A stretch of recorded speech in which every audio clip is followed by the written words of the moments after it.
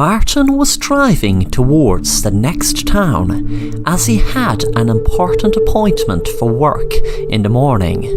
It was only 8 p.m, but he felt very sleepy. The next town was a 2-hour journey, so he made sure to drink 3 cups of coffee before making the drive.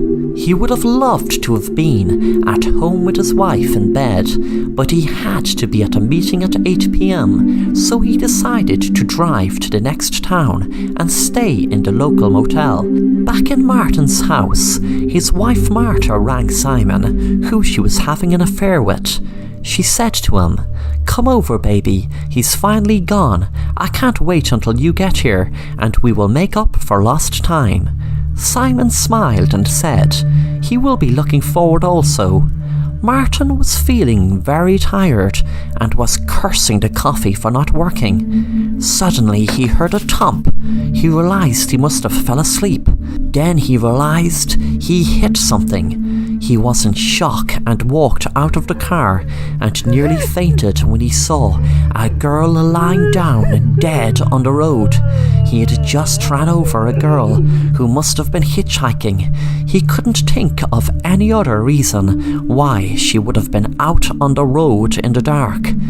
Back in the house, Simon told Martha how much he loved her and they started kissing. Suddenly Martha's phone rang and she answered.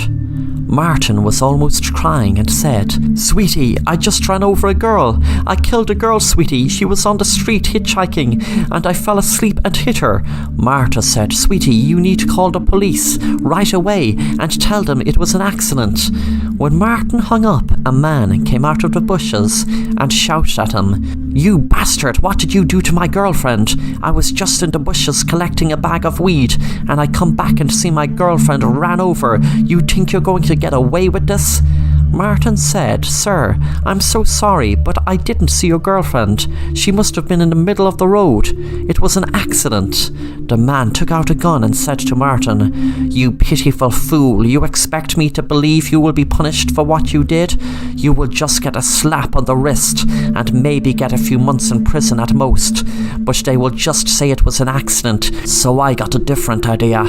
I'm going to make you pay right now, you bastard." The man pulled the trigger and shot the man in the head. Simon was very happy and looking forward to see Martha, and he was very excited knowing her husband Martin was going to stay in the next town, so he could even stay the night.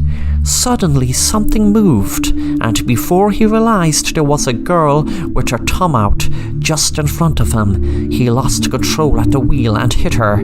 He panicked and drove on. Martin's car passed him. He could have sworn Martin didn't see him, because as strange as it looked, Martin seemed to have been falling asleep, and he wouldn't have known only for the light in the car on. Even if he wasn't asleep, he guessed Martin would have no idea it was him in the car, and hopefully he won't know it was him who ran that girl over.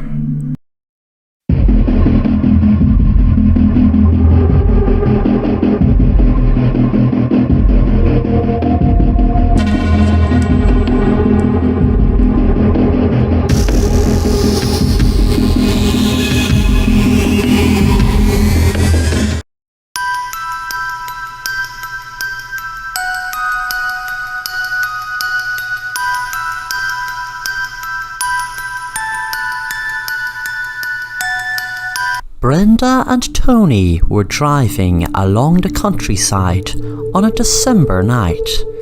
They were on a road trip for 2 weeks as a part of unwinding from a lot of hard work doing up their new house. The plan was to stay in several motels along the way and enjoy the road trip and eating out in diners and enjoying the scenery in between. It was just about getting dark when Brenda was surprised to see a hitchhiker on the road. She said to Tony, "Do you see that?" Tony said, "Yeah, I wonder who is it, way out here." The couple decided to stop, and the hitchhiker said, "Hi there, My name is Paul. I would really love if you could give me a drive just a few miles up the road to the next motel, please. I took the wrong bus and I'm walking miles. Tony said, sure, hop in the back. The man's name was Peter. When he was in the back, he began to speak. I was sure happy to see you guys come along. I must have been walking for miles. I was about to drop unconscious with tiredness from all the walking. And believe me, I'm not fit enough to walk that long. But ye guys, where are ye from? Let me guess. The big city. Or maybe you're from the suburbs.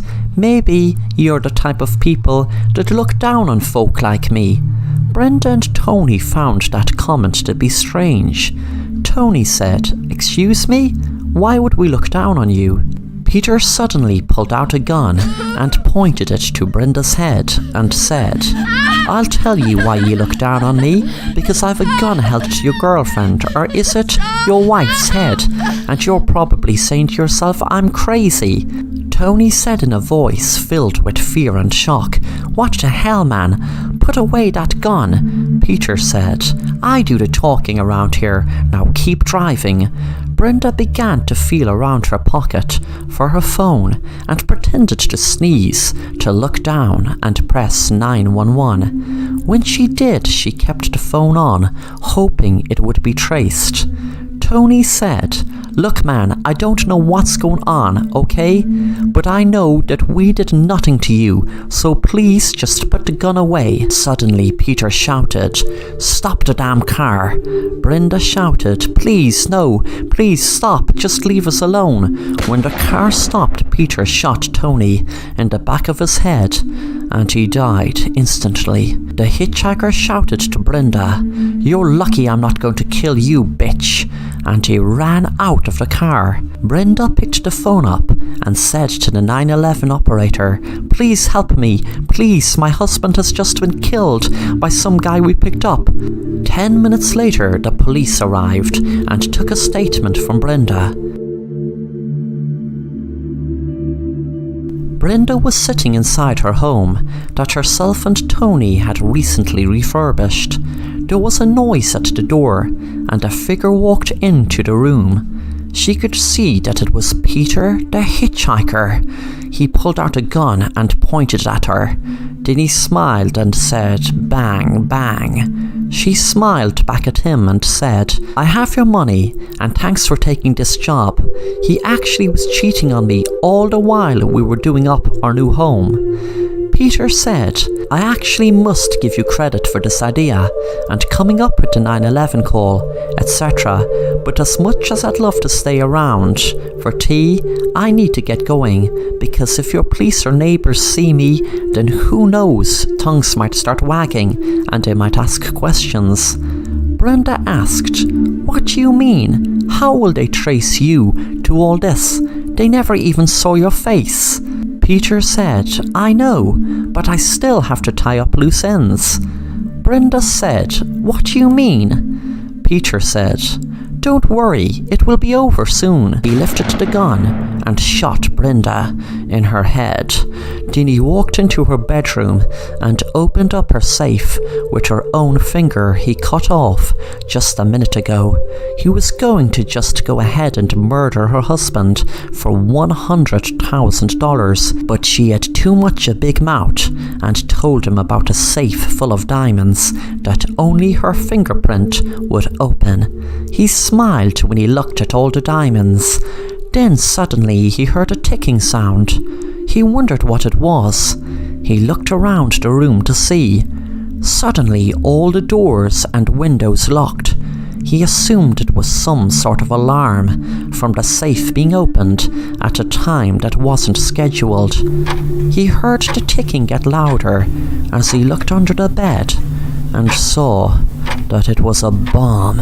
From the timer he saw that it would detonate in 10 minutes. For the next 10 minutes he looked around for a way out of the house, but when the 10th minute came, he exploded with the house.